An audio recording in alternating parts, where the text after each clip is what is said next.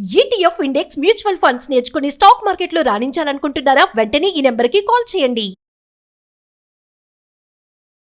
నమస్తే, welcome back to Suman TV. ప్రస్తుతం మనతో పాటు ఉన్నారు consumers affairs committee chairman Mandari Krishna Reddy గారు. నమస్తే సార్. నమస్తే అమ్మా. సార్, ప్రముఖ చార్టెడ్ అకౌంటెంట్ అభిషేక్ వాలియా అన్నారు ఏంటంటే, బంగారం గనక విలువని ఇస్తుంది కానీ సంపదను అభివృద్ధి చేయదు. అంటే బంగారం దాచుకుంటే కొన్ని బెనిఫిట్స్ అనేవి మీరు లాస్ అవుతారని చెప్పేసి ఆయన ఒక మాట చెప్పారు. ఏంటి సార్ అసలు? అంటే బంగారం దాచుకుంటే ఏంటి ఆ బెనిఫిట్స్, ఏం పోతాయి మనకి? అంటే మీరు ఒక ల్యాండ్ కొన్నారు, ఆ ల్యాండ్ అప్రిషియేషన్ వస్తూ ఉంటుంది, రెండింతలు మూడింతలు పెరిగే పాసిబిలిటీస్ కూడా ఉంటాయి. లేదా ఒక స్టాక్ మార్కెట్లో పెట్టుబడి పెట్టారు, అది కూడా మీకు పెరిగే అవకాశాలు చాలా ఉంటాయి. కొన్నిసార్లు తగ్గొచ్చు కూడా, కానీ ఎక్కువసార్లు పెరిగే అవకాశాలు ఉంటాయి. అలాగే మీరు వేరే ఇంకేదైనా ఒక ఇండస్ట్రీ స్టార్ట్ చేశారు, ఒక బిజినెస్ స్టార్ట్ చేశారు, దానివల్ల లాభాలు పెంచుకునే అవకాశాలు చాలా ఉంటాయి. బంగారం అనేది ఏంటంటే, ఒకసారి కొన్నాం, ఆభరణాలు తయారు చేసుకున్నాం. ఒకవేళ గోల్డ్ రేట్ ఏమైనా ఇప్పుడు బాగా పెరిగింది కాబట్టి ఈ రకమైన ఇది ఈ మధ్యకాలంలో వచ్చింది ఇంత పెరుగుదల. గతంలో ఎప్పుడు ఇంత పెరుగుదల లేదు. మెల్లమెల్లగా పెరుగుకుంటూ రావడానికి సంవత్సరాల టైం పట్టింది. అంటే మిగతావన్నీ సంపదలు ఇంత కింద కనీసం 10 20 4 5 పెరిగే అవకాశాలు కనపడుతున్నాయి, కానీ బంగారం ఆ రకంగా పెరగదు, కొద్ది గొప్ప పెరుగుకుంటూ పోతుంది.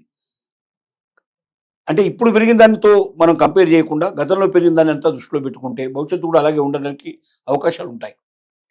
గోల్డ్ను గోల్డ్ రూపంలో పెట్టుకున్నప్పుడు వచ్చేటువంటి విలువ కన్నా మిగతా ఏ దాంట్లో పెట్టినా కూడా అనేక రెట్లు దీనికన్నా ఎక్కువగా సంపాదించే అవకాశాలు కనబడుతున్నాయి.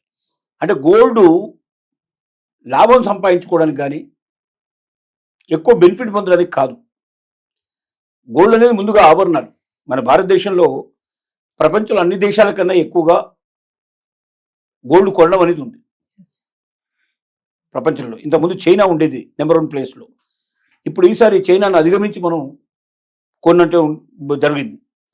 కాబట్టి ఇప్పుడు ప్రపంచంలో అన్ని దేశాల కన్నా ఎక్కువగా గోల్డ్ వాడుతున్నది, గోల్డ్ వినియోగం ఎక్కడ ఉందంటే భారతదేశంలో.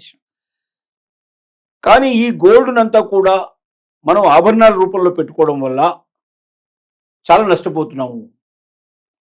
ఇలా కాకుండా దీన్ని మనం గోల్డ్ బాండ్ రూపంలో పెట్టుకున్నట్టయితే బాండ్లో పెరగడానికి అవకాశాలు ఉన్నాయి. అంటే కొన్ని దాచుకోవడం వల్ల మనకేం ఉపయోగం లేదు. దాచుకోవడంలో ఏం లేదు. దాచుకోవడంలో ఎప్పుడైనా ఫంక్షన్స్ అయితే పెట్టుకుని పోయి నా దగ్గర కూడా బంగారం ఉందని చూపించుకోవడానికి పనికొస్తుంది తప్ప, అంతే, ప్రెస్టేజ్, దానివల్ల ప్రెస్టేజ్కి ఉపయోగపడుతుంది తప్ప ఇంకోటి ఎప్పుడు ఏ దొంగ వచ్చి ఎత్తుకుపోతాడో తెలియని పరిస్థితుల్లో భయపడాల్సిన పరిస్థితి పడుతుంది. పోనీ లాకర్లో దాచుకున్నా ఏమొస్తుంది? దానివల్ల అడిషనల్గా ₹1 రాదు కదా. ఒకవేళ గోల్డ్ రేటు పెరిగితే మనం పెరిగిందని సంతోషపడతాం. ఇప్పుడు పెరిగినంత బాగా మరి భవిష్యత్తులో పెరుగుతున్న నమ్మకం లేదు.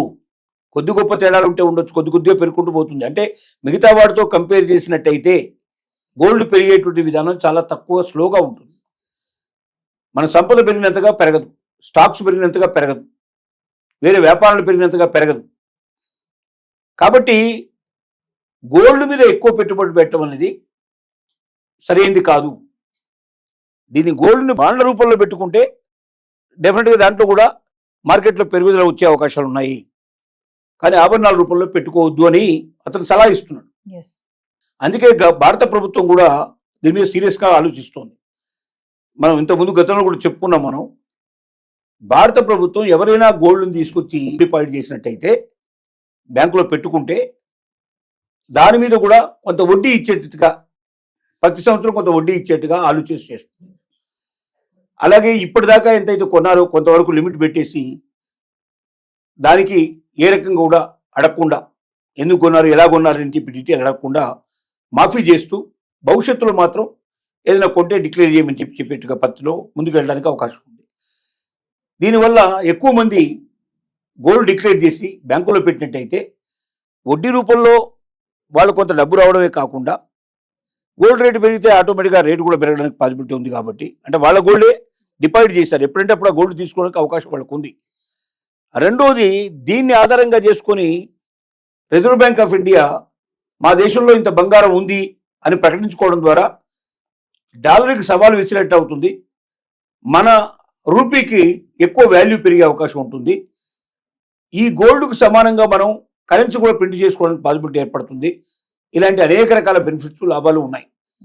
కాబట్టి బంగారాన్ని ఆభరణాల రూపంలో పెట్టడం అంటే దేశ సంపదని మనం పెంచకుండా ఉండడమే. మనకు కూడా మనం ఎంతో సంపదను కోల్పోయినట్టే అవుతుంది. కొంత అయితే ఉంచుకోవచ్చు, కానీ ఎక్కువ మొత్తంలో పెట్టుకోవాలని ప్రయత్నం చేయడం మాత్రం సరైనది కాదు అని మనకు నిపుణులైన వ్యక్తులు చెప్తా ఉన్నారు. అంటే ఆర్నమెంట్స్ గా ఎన్ని కావాలో అన్ని చేయించుకొని మిగిలిన మనము 24 క్యారెట్స్ తీసుకొని ఇన్వెస్ట్మెంట్ చేసుకోవాలంటారు. 24 క్యారెక్టర్ తీసుకున్నా కూడా మనం బంగారం రూపంలో తీసుకుంటే దానివల్ల లాభం లేదు. ఓకే. బాండ్ రూపంలో తీసుకుంటే బాండ్ మార్కెట్లో వేలను పెడతా ఉంటాడు, దానికి ఆటోమేటిక్గా స్టాక్ మార్కెట్లో అది పెరుగుతూ ఉంటుంది, తగ్గుతుంటుంది, పెరుగుతుంటుంది. బాగా పెరిగినప్పుడు మనం అమ్ముకోవచ్చు ఒకటేసారి. అంటే బంగారం కొనరు, కానీ బంగారం బాండ్లు అంటారు దాన్ని. ఈ రోజు బంగారంకి విలువ ఎంత ఉందో అంత మనం పే చేస్తే అది ఆ బంగారం రూపంలో ఉంటుంది.